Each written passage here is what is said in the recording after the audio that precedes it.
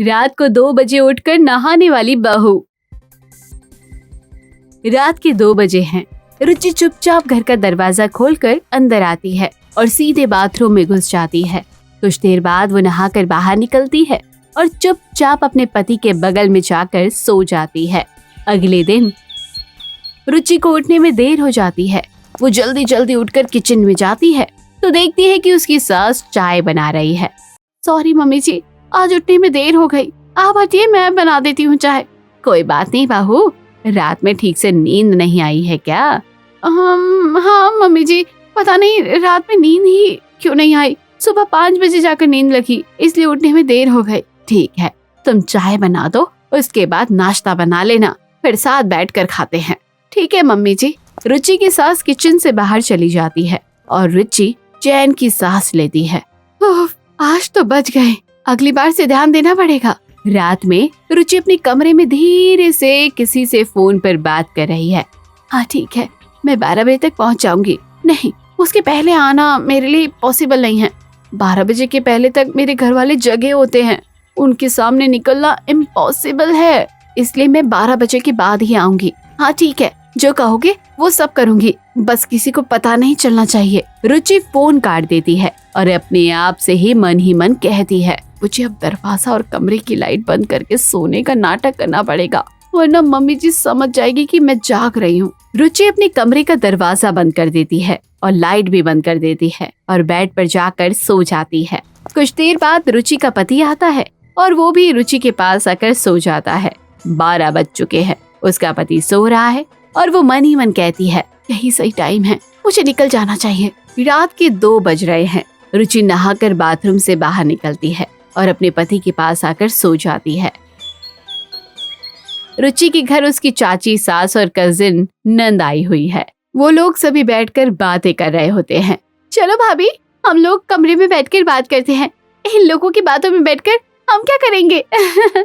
हाँ बहू, इसे तुम अपने कमरे में ले जाओ और तुम लोग आपस में बैठकर बात करो, तब तक हम भी अपना सुख दुख बांट लेते हैं। रुचि अपनी ननद को लेकर अपने ऊपर वाले कमरे में चली जाती है, जहाँ बैठकर दोनों बात कर रहे हैं। और बताओ भाभी, सब कैसा चल रहा है? बस दीदी, सब बढ़िया चल रहा है। हम शादीशुदा लड़कियों की एक जैसी ही जिंदगी रहती है। ये बात तो आपने बिल्कुल सही कही है भाभी। तभी रुचि की ननद की नजर रुचि के हाथों पर पड़ती है, जिस पर थोड़ी सी खरोच होती है। ये क्या हुआ भाभी? ये नाखून का निशान कैसे लगा? नाखून का निशान देखकर रुचि घबरा जाती है और उसकी ननद उसे छेड़ने लगती है। ये पता नहीं, लग गया होगा काम करने में। ओ, काम करने में या फिर भैया की वजह से? क्या दीदी, आप भी ना, ऐसा कुछ नहीं है। रुचि को शर्म आ जाती है और उसकी ननद हंसने लगती है। रुचि मन ही मन सोच रही है, इस चोट को मुझे सबसे छुपाना होगा, वरना गड़बड़ हो जाएगी। रात के 2 बज रहे हैं। रुचि की सास किचन में उठकर पानी लेने के लिए आती है, तभी उसे किसी के नहाने की आवाज आ रही है। इतनी रात को नहाने की आवाज कहाँ से आ रही है? सास किचन में से बाहर आकर सुनती है तो आवाज ऊपर के कमरे से आ रही है। ये आवाज तो अंकित के कमरे से आ रही है, लेकिन इतनी रात को कौन नहा रहा होगा? रुचि की सास सोच में पड़ जाती है। अगले दिन सभी लोग डाइनिंग टेबल पर बैठकर खाना खा रहे होते हैं। तभी अंकित मूवी देखने जाने की बात करता है। बहू, आज खाना बहुत अच्छा बना है। हाँ जी, आज तुमने खाना बहुत टेस्टी बनाया है। Thank you. एक काम करते हैं, आज रात हम लोग मूवी देखने चलते हैं और आइसक्रीम भी खा कर आएंगे। क्यों मम्मी, सही प्लान है ना? अरे बेटा, मैं क्या करूँगी तुम लोगों के बीच? तुम लोग जाओ, मूवी देखो, आइसक्रीम खाओ, एंजॉय करो, मैं तो घर पर ही रहूंगी। रात में जाने की बात को लेकर रुचि टेंशन में आ जाती है। नहीं, मैं रात में नहीं जा सकती। रात में नहीं जा सकती मतलब कोई परेशानी है रात में जाने से? नहीं मम्मी जी, मेरा मतलब है कि रात का शो देखने जाएंगे तो बहुत देर हो जाएगी, फिर घर आते आते 1-2 बज जाएंगे, नींद खराब होती है। इसलिए अंकित, अच्छा होगा कि हम दिन का ही शो देखने चलते हैं। वैसे ये बात भी ठीक है, लेकिन दिन का शो देखने के लिए तो तुम्हें संडे का इंतजार करना पड़ेगा। संडे को मेरा ऑफिस की छुट्टी रहेगी तो दिन में चलेंगे। हाँ ठीक है, चलेगा, संडे को दिन में चलेंगे। रुचि मन में बोलती है, बच गई, आज तो वरना फंस जाती। रात में फिर से रुचि की सास उठकर किचन में पानी पीने जाती है तो देखती है कि किसी के नहाने की आवाज आ रही है। वो फिर से किचन के बाहर आती है और कान लगाकर सुनती है। आवाज ऊपर के कमरे से आ रही है। आज फिर से नहाने की आवाज आ रही है। कल भी इसी टाइम नहाने की आवाज आ रही थी और आज भी 2 बज रहे, कोई नहा रहा है। आखिर चक्कर क्या है? रुचि की सास सोच में पड़ जाती है। अगले दिन रुचि सुबह उठकर किचन में आती है और उसकी सास उसे देख रही होती है, जैसे उससे कुछ पूछना चाह रही हो। अरे मम्मी जी, आप उठ गई? बस मुझे 5 मिनट दीजिए, मैं अभी चाय बना देती हूँ। बहू, रात में तुम्हें नींद कम आती है क्या? नहीं तो मम्मी जी, आपने ऐसा क्यों पूछा? तो क्या तुम रात में ऊपर साफ सफाई का काम करती हो? मम्मी जी, आप पूछना क्या चाह रहे हैं? समझी नहीं मैं। फिर तुम कल रात को नहा क्यों रही थी? ये बात सुनकर रुचि अचानक से घबरा जाती है और बात को बदलने की कोशिश करती है। मैं रात को नहीं तो मम्मी जी, मैं तो नहीं नहा रही थी। मैंने सुना था आवाज ऊपर के कमरे से आ रही थी, जैसे कोई नहा रहा हो। मुझे लगता है आपको कोई गलतफहमी हुई होगी मम्मी जी। रात को 2 बजे कौन नहाता है? उस समय तो सब गहरी नींद में सोते होते हैं। अच्छा, हो सकता है फिर मुझे ही कोई गलतफहमी हुई हो। जी मम्मी जी, आपको गलतफहमी हुई होगी। रुचि नजरें बचाकर वहाँ से बाहर चली जाती है और उसकी सास सोच में पड़ जाती है। आज रात रुचि की सास सोई नहीं। 2 बजने वाले हैं। वो जल्दी से अपने कमरे के बाहर आती है और सीढ़ियों के पास खड़ी होकर आवाज सुनने लगती है। उसे फिर से किसी के नहाने की आवाज आ रही है और ये आवाज सुनकर वो हैरान हो जाती है और अपने आप से कहती है, आज फिर से नहाने की आवाज आ रही है। ये मेरा कोई वहम थोड़ी ना है। आवाज तो अंकित के कमरे से आ रही है। जरूर कुछ ना कुछ तो गड़बड़ है। अगले दिन रुचि की सास अपने बेटे अंकित से बात करती है। अंकित बेटा, रात को 2 बजे क्यों नहाते हो? अभी तो गर्मी का मौसम भी नहीं है। नहीं तो मम्मी, मैं तो रात में नहीं नहाता। किसने बोला आपको कि मैं रात को 2 बजे नहाता हूँ? असल में कल रात मैं पानी लेने उठी थी तो मुझे तुम्हारे रूम से किसी के नहाने की आवाज आ रही थी, तो मुझे लगा शायद तुम नहा रहे हो। नहीं मम्मी, मैं तो नहीं नहाता। आपको कोई गलतफहमी हुई होगी। इतनी रात को कौन नहाएगा? हाँ बेटा, हो सकता है मुझे कोई गलतफहमी हुई होगी। रुचि के साथ समझ जाती है कुछ तो गड़बड़ है। रुचि कुछ तो छुपा रही है। पक्का कुछ ना कुछ तो गड़बड़ है। बहू मुझसे कुछ छुपा तो रही है। रात होते ही रुचि की सास उस पर नजर रखे रहती है। वो देखती है कि 12 बजने के बाद रुचि चुपचाप घर से कहीं बाहर चली गई और वो हैरान हो जाती है और सोच में पड़ जाती है। इतनी रात को रुचि कहाँ जा रही है और वो भी किसी को बिना बताए? रात के 2 बजने वाले हैं। रुचि धीरे से दरवाजा खोलकर अंदर आती है। जैसे ही रुचि अंदर आती है, कोई हॉल की लाइट जला देता है। रुचि देखकर हैरान हो जाती है। उसकी सास और उसका पति उसके सामने खड़े हैं। इतनी रात को तुम कहाँ से आ रही हो रुचि? रुचि बहुत ज्यादा घबरा जाती है और ठीक से जवाब नहीं दे पाती है। वो मैं वो या क्या लगा रखा है? ठीक से जवाब क्यों नहीं दे रही हो? ये कोई समय है घर की बहुओं का बाहर जाने का, किसी को बिना बताए? अरे जरूर कोई गड़बड़ है। नहीं मम्मी जी, आप मुझे गलत समझ रही हैं।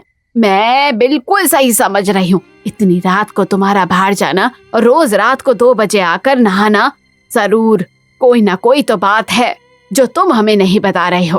अंकित, तुम तो चुपचाप क्या सुन रहे हो? कुछ बोलते क्यों नहीं मम्मी जी से? वो मुझ पर शक कर रही हैं। मुझे लगता है अब सच बताने का समय आ गया है। कैसा सच? मुझे पूरी बात बताओ कि आखिर हुआ क्या है। मैं बताता हूँ मम्मी। असल में रुचि रात को स्ट्रीट डॉग्स की हेल्प करने के लिए जाती है।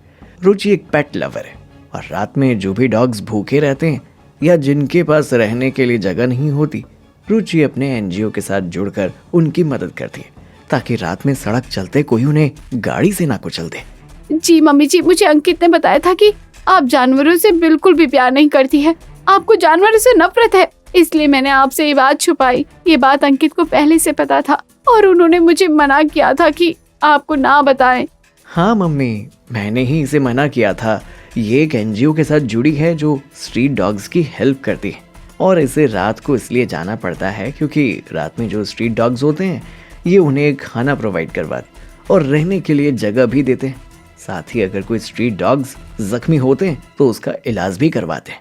इसलिए मैं रात को आकर नहाती हूँ। मम्मी जी, क्योंकि डॉग्स की हेल्प करने में, उन्हें खाना खिलाने में मैं गंदी हो जाती हूँ, तो मुझे रात को आकर नहाना पड़ता है। ऐसी ही बात थी तो मुझे बता देना चाहिए था ना बेटा। ये तो बहुत अच्छा काम कर रही हो तुम। ये काम करने में मैं तुम्हें कभी मना नहीं करती। कल से तुम बिना किसी डर से अपने काम पर जाया करना, तुम्हें कोई नहीं मना करेगा। थैंक यू मम्मी जी, मुझे समझने के लिए और मुझ पर भरोसा करने के लिए।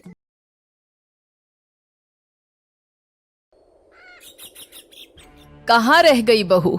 हमें बाजार जाने में देर हो रही है, जल्दी आ। बस आई माँ जी। मैंने तुझसे पहले ही कह दिया था बाजार चलने के लिए, तो फिर तूने इतनी देर क्यों लगाई? मैं और पायल कब से तेरा इंतजार कर रहे हैं। माफ कीजिए माँ जी, मैं बस तैयार ही हो रही थी। तू कितना भी तैयार हो ले बहू, तेरी शक्ल बदलने वाली नहीं है। आपने भी पता नहीं क्यों भाभी को बाजार चलने के लिए बुला लिया। हम दोनों जा तो रहे थे। भाभी हमारे साथ हर जगह चली तो जाती है, लेकिन ये हमारे परिवार की लगती ही नहीं है, क्योंकि हमारे परिवार में तो सभी का रंग गोरा है। एक भाभी ही हमारे घर में सांवली है। बात तो तू सही कह रही है बेटी, लेकिन अब बहू तैयार होकर आ ही गई है तो हमारे साथ चल लेगी। चलो चलो, अब ज्यादा देर मत करो, हमें समय से वापस भी आना है। निधि, सुषमा और पायल साथ में बाजार शॉपिंग के लिए जाते हैं। निधि के ससुराल में सभी लोग गोरे और सुंदर थे, मगर निधि का रंग थोड़ा सांवला था, जिस वजह से उसकी सास सुषमा और उसकी ननद पायल उसके रंग पर ताने मारते रहते थे और निधि उन तानों को चुपचाप सहन कर रही थी। माँ देखो, ये ड्रेस कितनी अच्छी है और ये मुझ पर भी बहुत अच्छी लगेगी। क्या मैं इसे खरीद लूं? हाँ हाँ, बिल्कुल खरीद ले। इस ड्रेस में तू बिल्कुल प्रिंसेस लगेगी। थैंक यू माँ।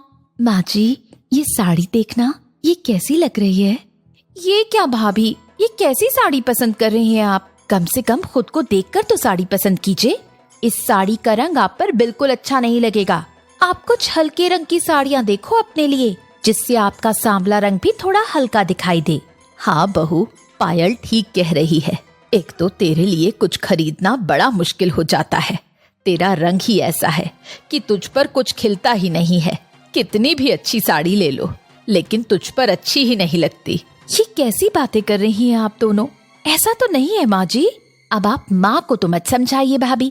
आप अपनी शॉपिंग पर ध्यान दीजिए और हमें अपनी शॉपिंग करने दीजिए। आपको तो यहाँ लाना ही नहीं चाहिए था। आपकी वजह से ज्यादा टाइम वेस्ट हो रहा है हमारा। पायल की बातें सुनकर निधि उदास हो जाती है और किसी से कुछ नहीं कहती।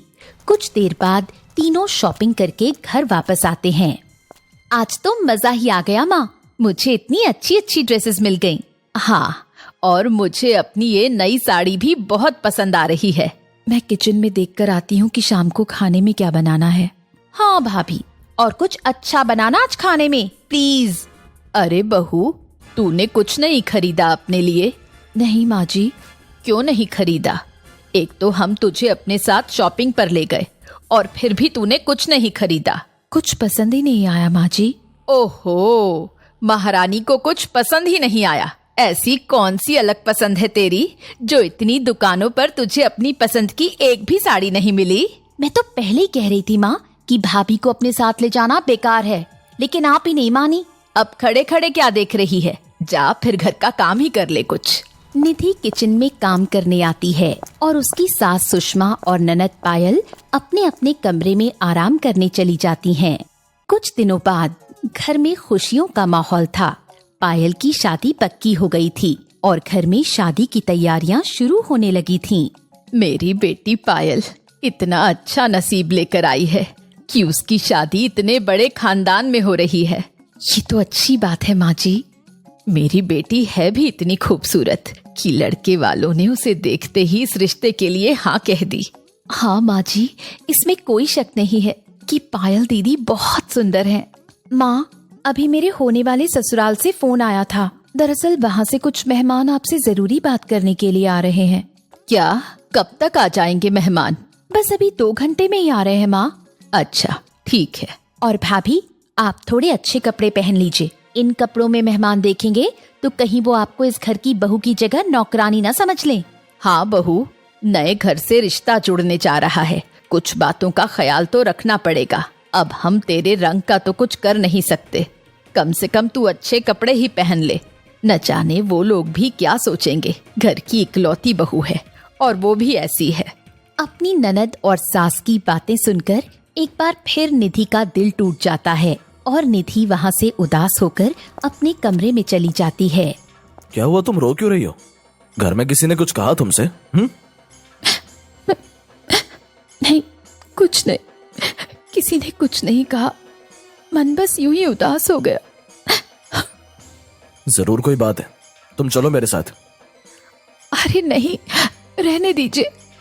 संजीव निधि को लेकर अपनी माँ और अपनी बहन के पास जाता है। आप दोनों कब सुधरेंगी? आप दोनों ने फिर से निधि को ताने देना शुरू कर दिया। आपके ताने कब खत्म होंगे? हाय हाय, हमने ऐसा क्या कह दिया बहू को जो तू हमसे लड़ने आ गया? मुझे पता है जरूर बहू ने ही तेरे कान भरे होंगे। हाँ भैया, हमने तो भाभी से कुछ नहीं कहा। मैं सब जानता हूँ कैसे आप सब निधि के सांवले रंग को लेकर उसे ताने मारते रहते हैं। तो उसका रंग ही ऐसा है, इसमें हम क्या करें? तूने अगर लव मैरिज ना की होती तो तेरे लिए मैं इससे लाख गुना बेहतर और चांद जैसी बहू लेकर आती। खूबसूरती सब कुछ नहीं होती है माँ, और अगर आप मेरी नजरों से देखेंगी तो निधि आपको भी खूबसूरत नजर आएगी। बस कर, अब ये ज्ञान मत दे। पता नहीं इसमें क्या देखकर तूने इसे पसंद किया था। मैंने निधि को उसका दिल और उसका व्यवहार देखकर पसंद किया था, लेकिन आप ये बात नहीं समझ सकती। हाँ भाई, हम तेरी बेकार की बातों को नहीं समझ सकते। अब ये बहस बंद कर, घर पर मेहमान आने वाले हैं।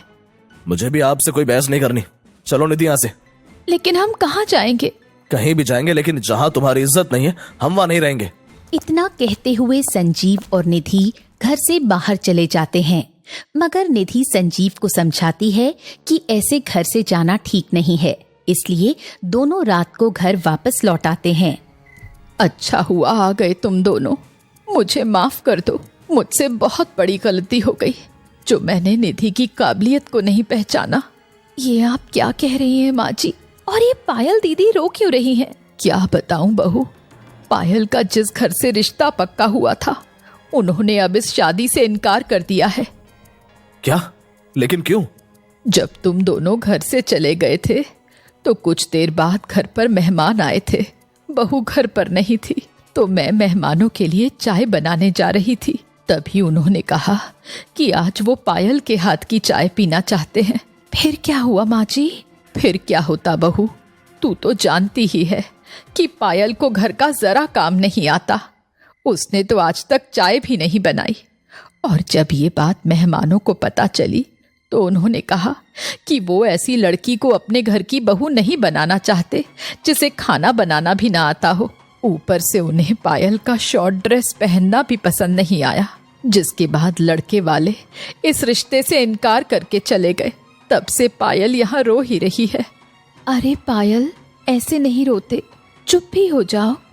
मुझे तो लगा था भाभी कि वो लोग मॉडर्न जमाने के होंगे, लेकिन उन्हें भी घर में खाना बनाने वाली बहू ही चाहिए। कोई कितना भी मॉडर्न क्यों ना हो पायल, मगर खाना बनाना तो सबको आना चाहिए, और इंसान की पहचान उसके संस्कारों से ही होती है। इसमें ना ही तुम्हारी कोई गलती है और ना ही उनकी, बल्कि गलती तो यहाँ माँ की है, जिन्होंने ही तुम्हें सर पर चढ़ा रखा है। माँ को ही तुम्हें सब काम सिखाना चाहिए था। तुम सही कह रहे हो बेटा। जब से घर में बहू आई है तब से उसने घर की सारी जिम्मेदारी ऐसी संभाली कि मैं सब कुछ भूल गई। मुझे माफ कर दीजिए भाभी, मैंने आपको कितना बुरा भला कहा। कोई बात नहीं पायल, संजीव ने बिल्कुल सही ही कहा था। इंसान की पहचान उसकी खूबसूरती से नहीं बल्कि व्यवहार से होती है। बहू, अब तू आ गई है तो अब पायल को भी अपने जैसे संस्कार सिखा दे और जरा घर के कामकाज भी सिखा देना। आप चिंता मत कीजिए माँ, मैं पायल दीदी को सब सिखा दूंगी और देखना अगली बार उनका रिश्ता इससे भी अच्छे घर में होगा। थैंक यू भाभी। भिखारिन बनी रेलवे क्लर्क। सुमन बहुत ही गरीब थी जो कि रामनगर गांव में रहा करती थी। बचपन में ही उसके माता पिता उसे छोड़कर चले गए थे। इसके बाद उसकी मौसी ने ही उसे पाल पोस कर बड़ा किया। मौसी ने भी उसे इसीलिए पाला था क्योंकि उसके नाम पर कुछ जमीन थी और जैसे ही वो जमीन मौसी के नाम हो जाती है, अब उसकी सगी मौसी ही उसकी सौतेली माँ की तरह उससे बर्ताव किया करती है।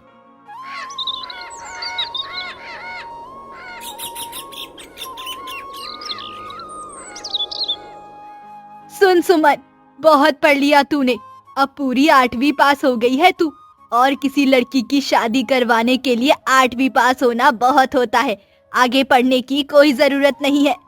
मौसी, ऐसा मत कीजिए। आपको मुझसे जितना काम करवाना है करवा लीजिए, मुझे जितना परेशान करना है कर लीजिए, लेकिन मेरी पढ़ाई बंद मत करवाइए। मेरे माँ बाप चाहते थे कि मैं पढ़ लिख कर कामयाबी हासिल करूं। बस मुझे मेरे माता पिता का ये सपना पूरा करने दीजिए। सुमन जब मौसी से इतनी रिक्वेस्ट करती है तो मौसी भी मन में कुछ सोचकर जवाब देती है। ठीक है, तू पढ़ना चाहती है तो पढ़ ले, लेकिन मुझे घर के काम में कोई कमी नहीं मिलनी चाहिए। इस घर की सुबह के झाड़ू से लेकर रात के बर्तन तक सब कुछ तू करेगी। मेरी बेटी नंदिनी को बिल्कुल भी परेशान करने की जरूरत नहीं है। ठीक है मौसी, आप जैसे जैसे बोलेंगी मैं वैसा वैसा करूंगी। बस मेरी पढ़ाई बंद मत करवाइए।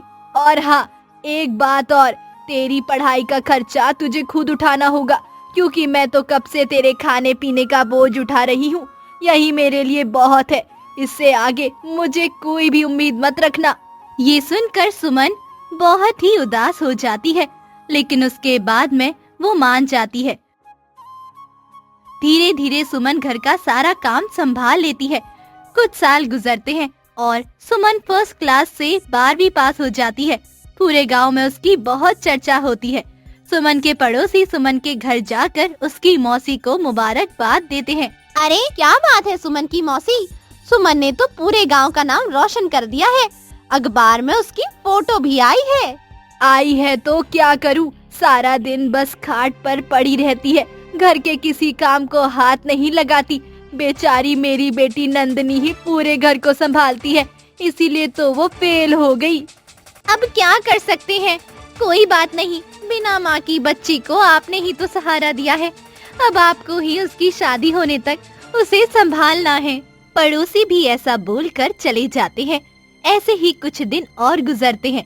अब सुमन कॉलेज पढ़ना चाहती थी, लेकिन उसकी मौसी इस चीज के लिए तैयार नहीं होती।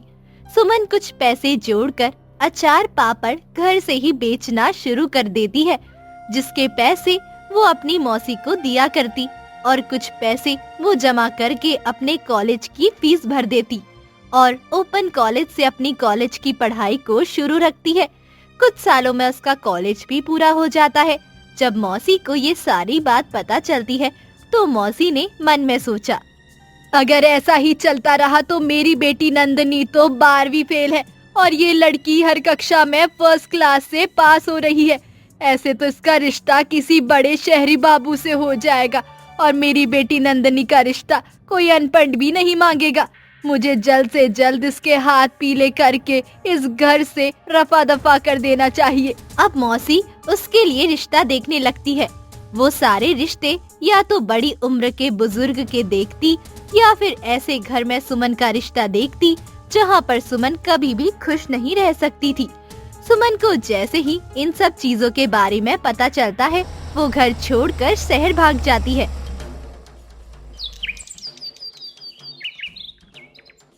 लेकिन शहर में उसके पास कोई काम नहीं था, तो वो भीख मांगने लगती है, क्योंकि उसे बहुत भूख लगी थी और उसके जेब में पैसे भी नहीं थे।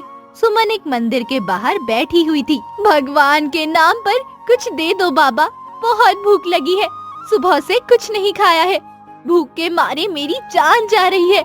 अगर आप मुझे कुछ पैसे दे देंगे तो मैं कुछ खरीद कर खा लूंगी। सुमन जब इस तरीके से भीख मांग रही होती है तो एक आदमी को उस पर तरस आ जाता है, जिसके बाद वो आदमी उसकी कटोरी में 10 रुपए रखता है और कहता है, ये लो 10 रुपए और इससे कुछ खरीद कर खा लेना।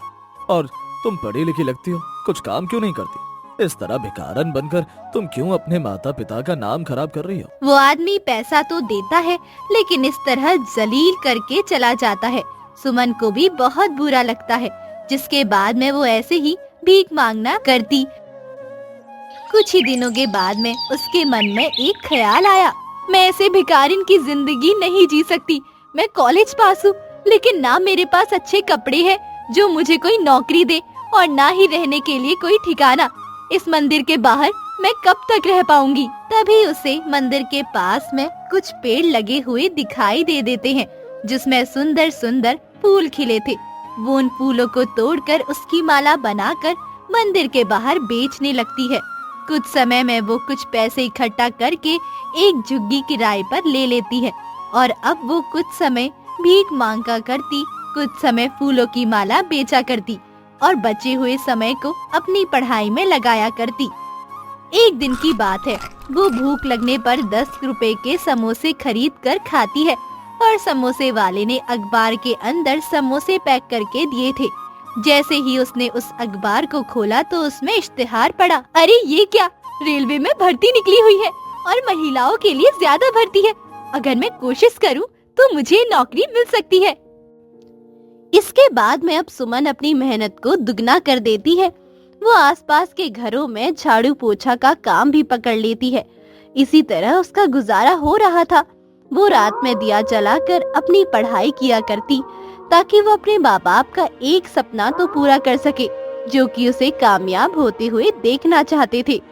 ऐसा ही कुछ महीने बीत जाते हैं और वो रेलवे का एग्जाम पास कर लेती है। वो इंटरव्यू देने के लिए जाती है तो वहाँ वही आदमी बैठा था जिसने उसे 10 रुपए की भीख दी थी। वो आदमी उसे देखकर बोलता है, तुम तो वही हो ना जो मंदिर के बाहर भीख मांग रही थी। तुम यहाँ तक कैसे पहुँच गई? साहब, दरअसल मैं कोई भिखारी नहीं हूँ।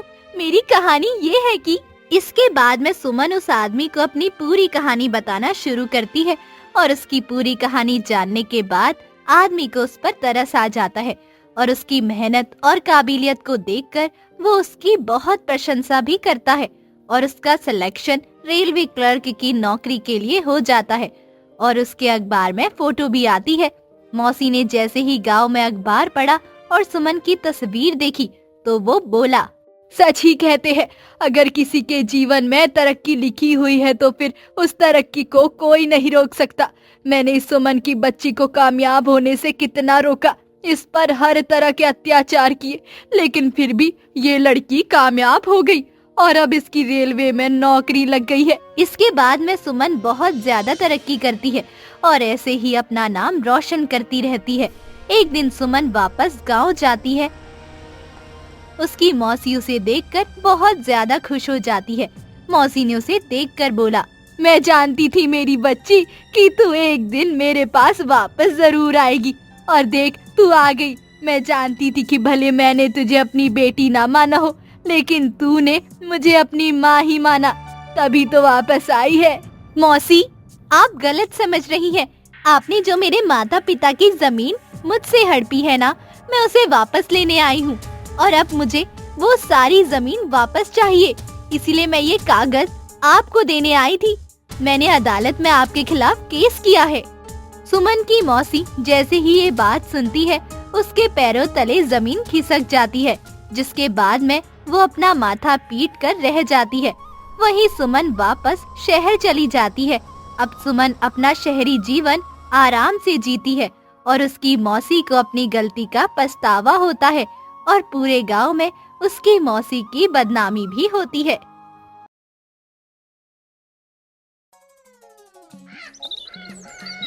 बहू, नाश्ता तैयार है या नहीं? बस तैयार है माँ जी, अभी लेकर आती हूँ। नैना का बना नाश्ता देखकर उर्मिला सटपटा जाती है। ये क्या बना दिया तूने बहू? पहले तो कभी ऐसा नाश्ता नहीं देखा मैंने। अरे माँ जी, मैंने ये डिश ट्राई की है। कल ही मैंने ये डिश YouTube पर देखी थी। वीडियो में दिखाया था कि रात की बची रोटियों से सुबह को टेस्टी नाश्ता कैसे बनाए, तो मैंने सुबह ही डिश तुरंत सबके लिए बना ली। क्या ये रात की रोटियों से बनाया है तूने? हाँ माँ जी, अच्छा बना है ना? देखा, रोटियां भी वेस्ट नहीं गई और टेस्टी नाश्ता भी बन गया। हाँ ठीक ही है, अब तूने बना ही दिया है तो खा ही लेते हैं। अरे पूजा, तुम भी खाओ और खाकर बताओ कैसा बना है ये नाश्ता। नहीं नहीं भाभी, आप ही खाइए इसे। मैं सुबह सुबह ये बासी रोटी का बना नाश्ता नहीं करना चाहती। आप ऐसा करिए, मेरे लिए दूध और कॉर्नफ्लेक्स ही दे दीजिए, मैं उसी से नाश्ता कर लूंगी। अच्छा ठीक है, जैसी तुम्हारी मर्जी। मैं अभी तुम्हारे लिए दूध और कॉर्नफ्लेक्स लेकर आती हूँ। सब लोग अपना नाश्ता करते हैं और फिर अपने अपने काम पर लग जाते हैं। थोड़ी देर बाद ये इतनी अच्छी खुशबू कहाँ से आ रही है? वाह, अपने ही किचन से आ रही है माँ। जरूर भाभी फिर से कुछ नया बना रही होंगी। तू सही कह रही है। मैं तो यही चाहती थी कि मेरे घर में एक ऐसी बहू आए जो अच्छा अच्छा खाना बनाकर मुझे खिलाए, और देखो वैसी ही बहू मुझे मिली है। मगर ये तो पूरा पूरा दिन रसोई में ही रहती है। खाना बनाने के सिवा तो इसे दूसरा और कोई काम नजर ही नहीं आता। लंच का टाइम भी हो रहा है। चलिए माँ, देखते हैं आज भाभी ने क्या बनाया है। हाँ ठीक है, चलते हैं। पूजा और उर्मिला दोनों नैना के पास जाते हैं। आज खाने में क्या बनाया है बहू? देखिए माँ जी, आज मैंने आलू टिक्की ट्राई की है। चक्कर बताइए कैसी बनी है। आलू टिक्की? अरे, सब्जी बनाने के लिए जो आलू घर में रखे थे, कहीं उसकी ही तो टिक्की नहीं बना दी तूने?